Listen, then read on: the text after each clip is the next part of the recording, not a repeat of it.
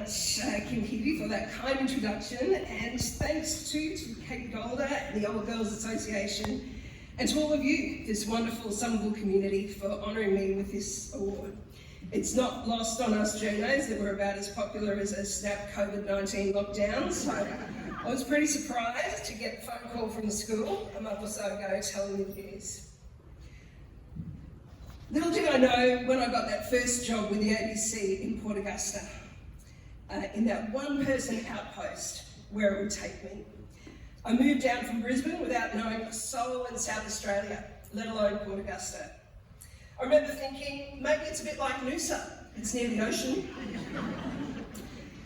I was the only ABC reporter on the ground in Port Augusta, so if something happened, I was the one who went. Not the most senior journalist in the newsroom, like if I was based in a capital city. Such as the live crosses that I did from the Woomera Detention Centre riots that won me that first Walkley. I remember hearing on the police scanner that a riot was happening in Woomera, so I drove up there, an hour on the Stuart Highway, through hypnotic Gibber plains to this little speck on the desert map to find out what was happening. No one in town would talk to me, except the guy who ran the petrol station, who had full body tattoos, even on his face. I asked if he would let me on the roof of the petrol station so I could see what was happening at the detention centre, and in that outback laconic drawl he said, "Sure, love." So that's where I sat, on the roof, on my own, watching the riot unfold, sending reports to national ABC programs on a crackly mobile phone. That day taught me that rural journalism is not all outback adventures and dancing on pool tables in Broken Hill in the pub from Priscilla, Queen of the Desert. Although I have to say that was great fun. By daring to drive up that lonely highway on my own, one of the most deliberately secret places in Australia had its facade broken. I made a choice to challenge the wall of silence around Woomera, giving some voice to those people imprisoned and hidden behind the razor wire. It's also what inspired me in the investigative series on a group of intellectually disabled children in Adelaide and their fight to be heard by the South Australian justice system. I chose to challenge a system of assumptions, a legal system that did not want to bend to accommodate those with disabilities. My proudest moment from that harrowing investigation was actually not the Walkley Award. It was that my stories led to a parliamentary inquiry in South Australia to further investigate why the justice system was failing society's most vulnerable. And that led to the South Australian Parliament changing legislation and closing that loophole that prevented people with intellectual disability giving evidence in a court of law. For those who think that I must have been a perfect Somerville student to win the Old Girl of the Year award, think again. I didn't rise to be a prefect or get the highest marks. In fact, there were many times in those tough teenage years that I felt like I didn't fit in.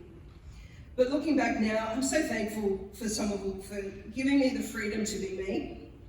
My English teacher, Mrs. Jamieson, overlooked my quirks and encouraged me to write about my experiences, giving flight to my fledgling reporting skills. Thanks to my lovely hubby and fellow journo Andrew for coming today and for his support throughout my career, and also to my parents who sent me to Somerville when initially I begged them not to. I'm now very grateful for the opportunities and life skills that Somerville gave me. It was Somerville House that taught me how to study, and more importantly, how to succeed. Somerville House put the power of my destiny in my hands. So be encouraged, my fellow Somerville girls. Think outside the square. You might end up at the end of nowhere beyond the black stump like I did. And you might find that's the best move you ever made. I hope you go out today and are inspired to follow your passion. It's come up a few times today. Wherever that may lead, that cannot be reduced to marks or a set of numbers. Find what lights you up. For me, that's telling untold stories, giving people a voice. Like the man I've been helping in one of my current roles as an advocate for the Disability Royal Commission, who has an intellectual disability but was put in a mental health ward for no other reason than there wasn't a suitable home that they could find for him. He doesn't have a mental illness, but he was confined to a mental health ward for months. I'm helping him tell his story so that the system can be changed, so that the vulnerable in society are not exploited. For when they are, it's damning on all of us. Thanks again, Somerville House, for honouring my work in this way, for making a salty, old, cynical journo like myself smile, and know that my work matters. It makes me feel proud for making tough decisions in my life and for fighting with my pen and my keyboard to give people who do not have access to the media a voice.